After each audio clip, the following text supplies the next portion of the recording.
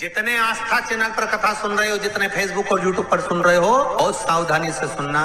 तो जिनकी यहाँ संपदा की कमी होती है, वैभव की कमी होती है, लक्ष्मी की कमी होती है, प्रतिष्ठा की कमी होती है, धन की कमी होती है, उसके लिए सोमवार के दिन भगवान शंकर को अगर जल चढ़ाया जाता है तो हमारे घर में शीतलता का अनुभव होता है।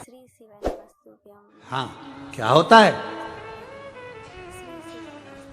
कहा सीहोर वाले महाराज के चक्कर में पड़े हो? पहले तो जो तुमसे बोले कि सीहोर वाले महाराज के चक्कर में पड़े हो, वहीं पर जवाब दे दो, सीहोर वाले महाराज के चक्कर में नहीं पड़े, वो तो मना करता है हमारे चक्कर में पड़ो ही मत। सीहोर वाले महाराज के चक्कर में नहीं पड़े, हम महादेव के चक्कर में पड़े हैं, जिसके चक्कर में दुनिया पड़ी है। दुनिया हमारे चक्कर में पढ़कर करोगे क्या? दुख की घड़ी में कोई सीहोर वाला महाराज थोड़ी ना आ जाएगा, तुम्हारे तकलीफ की घड़ी में कोई सीहोर वाला महाराज थोड़ी ना आएगा। सीहोर वाला महाराज नहीं आएगा, पर जो द्रौपदी को ज्ञान दिया था ना गुरु द्रोणाचार्य ने, वो ज्ञान तुम्हारे अंदर चाहिए। चीर खींच रहा है, द्रौपदी रो रही है, रोते रोते गुरु वो द्रौपदी धृतराष्ट्र से कहती है मैं तुम्हारी बहू हूं, आंख पर पट्टी है मेरे। गांधारी से कहती मैं तुम्हारी बहू हूं, आंख पर पट्टी है मेरे। भीष्म पितामह कहते मैंने दुर्योधन के घर का अन्न खाया है, नहीं बोलूंगा। 5 पति कहते हमने हरा दिया तुझको, नहीं बोलूंगा।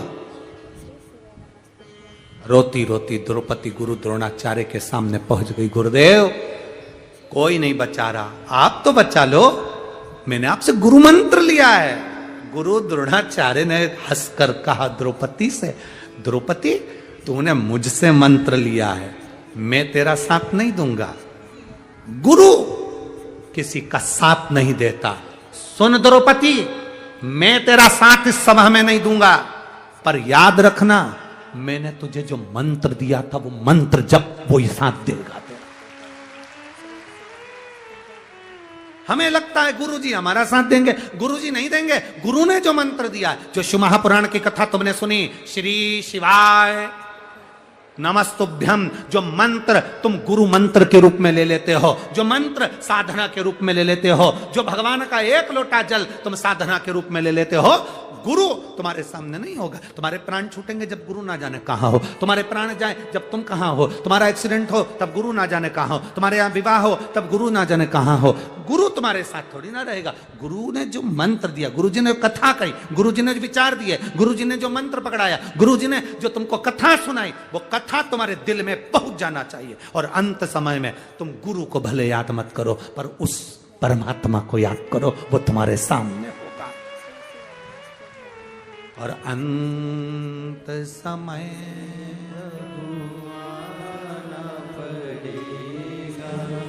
वचन दिया तो निभाना पड़ेगा।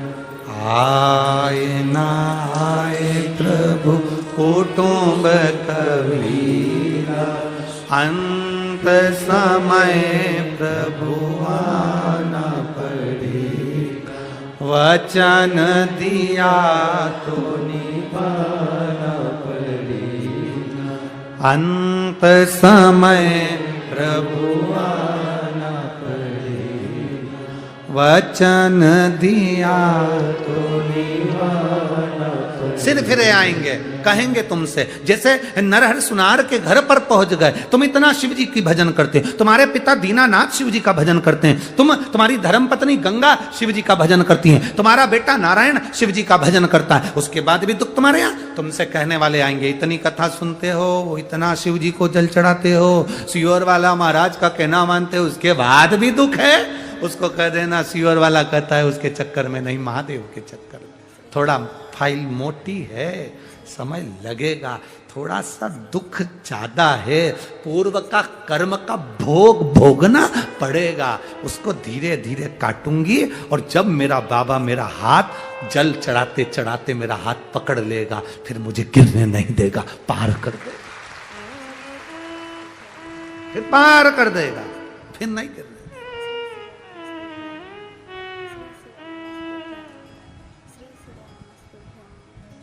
फिर क्या सोच,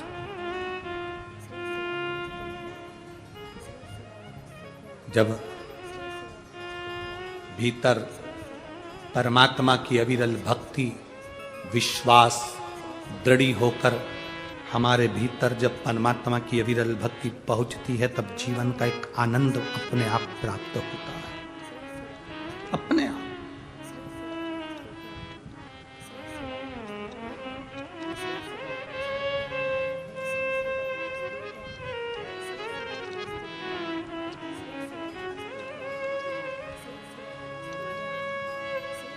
महाराज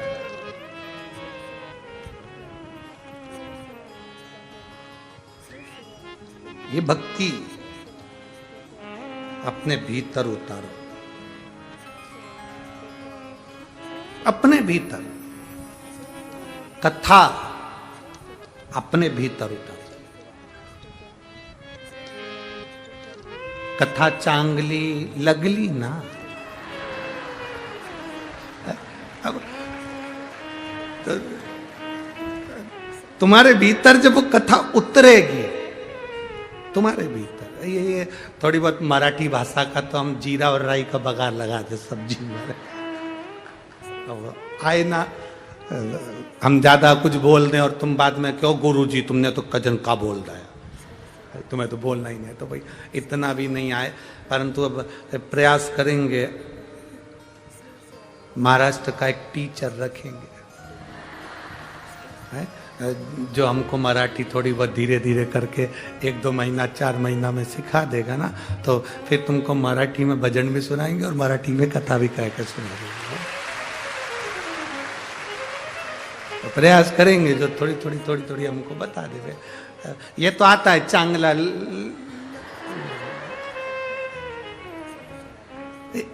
तुमच्या पंढरपूर जास्ती गर्दी आहे।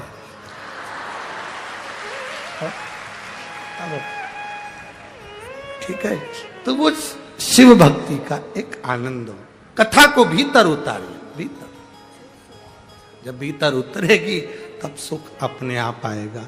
हम तो बाबा के, आज के जमाने में व्यक्ति को खुद से मतलब है, दूसरे से नहीं, दूसरे से कोई नहीं, स्वयं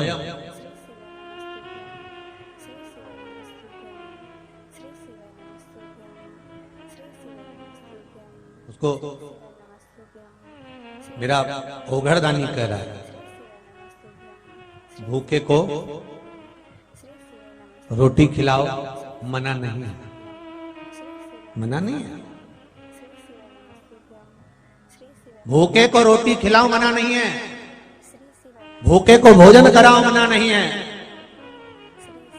कोई मुसीबत में फंसा हुआ है उसको रोटी खिलाओ मना नहीं है, कोई मुसीबत में फंसा हुआ है उसको भोजन कराओ मना नहीं है, भूखे को भोजन कराओ मना नहीं है, पर भूखे को रोटी कमाने का एक बार तरीका सिखा दो तो बार बार रोटी देने की जरूरत नहीं पड़ेगी।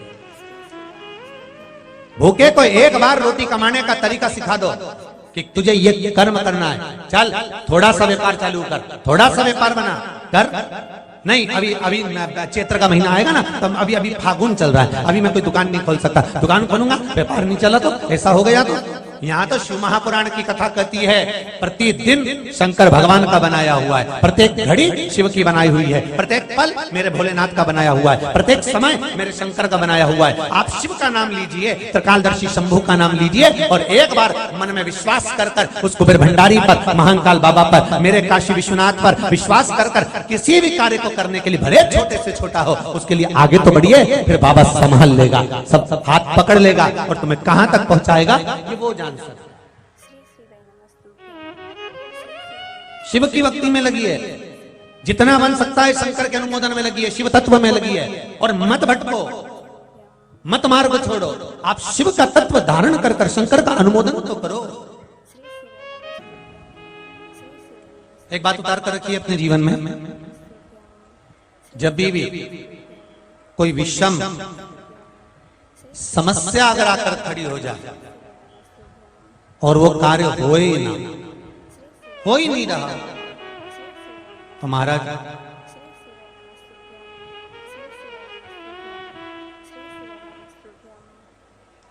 बेलपत्री का वृक्ष जिसकी जड़ में जाकर, बेलपत्री का जो पेड़ होता है उस वृक्ष की जो जड़ होती है, बेलपत्री के वृक्ष की जड़ में महाराज जल समर्पित कर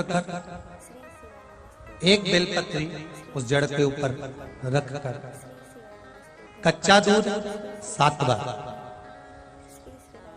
फिर जल चढ़ाकर लाल चंदन का पानी, लाल चंदन का जल शिव जी को चढ़ाकर उसी भूमि की बेलपत्री के वृक्ष की जड़ के पास की ही मिट्टी का तिलक लगाकर आप अपने घर की ओर आ जाए। अगर जो कार्य उलझ रहा है सुलझने का नाम ही नहीं देगा तो फिर किसी भी प्रदोष के दिन, किसी भी प्रदोष के दिन आप बेलपत्री के वृक्ष के नीचे घी का दिया लगाकर बाबा से विनती कर कर आप उस कार्य को बोलकर आ जाइए। बाबा वो कार्य आपका पूर्ण कर ही देता है, चाहे कितना भी उलझा हुआ कार्य हो।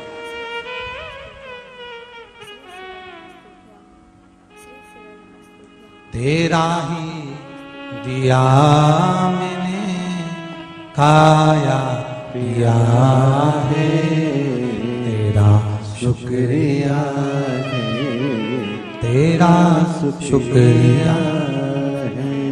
मुझे भोले बाबा ने बहुत दे दिया है, तेरा शुक्रिया है, तेरा शुक्रिया है। बाबा देव अधिदेव महादेव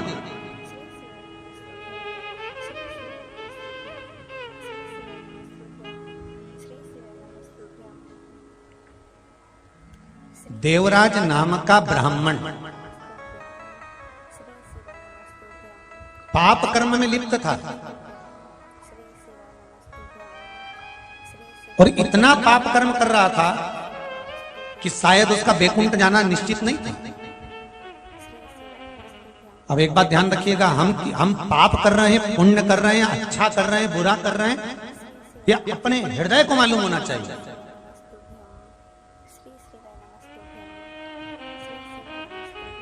अपनी चित्तवृत्ति को मालूम होना चाहिए कि हमने अच्छा करा कि बुरा करा।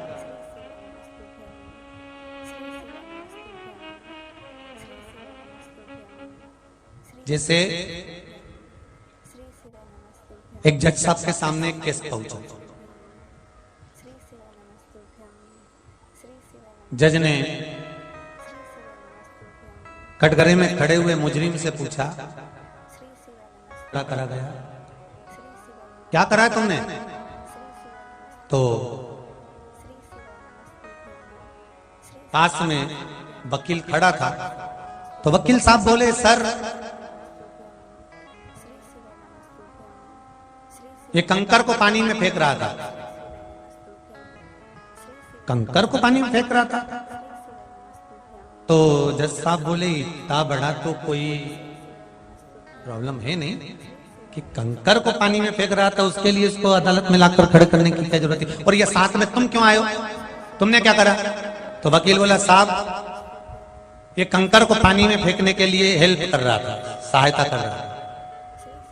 जज साहब बोले कि ये इतनी छोटी सी बात के लिए अदालत में केस लेकर आए, तुम्हें शर्म नहीं आ रही? केस किसने लगाया? कि कंकर ने लगाया। जज साहब बोले, कैसी फालतू की बात करते हो, कंकर कोई केस लगाएगा? कहां है कंकर? लाकर खड़ा करा, साहब तुम्हारा नाम क्या है? क्योंकि मेरा नाम ही तो कंकर है। अब दोस्त था, ये क्या कर रहे थे, उसको उठा के पानी में बार बार फेंक रहे थे, उसने केस लगा दिया। अब जज साहब को ही नहीं मालूम था कि इसका नाम कंकर है, वो तो सोचे पत्थर कंकर।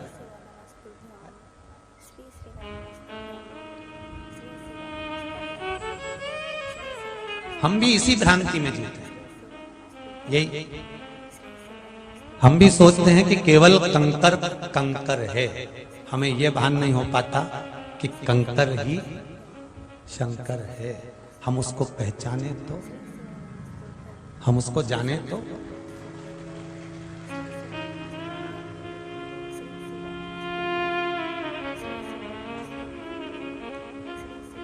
आप दोनों ही हो जो 300 किलोमीटर। आइए पधारो।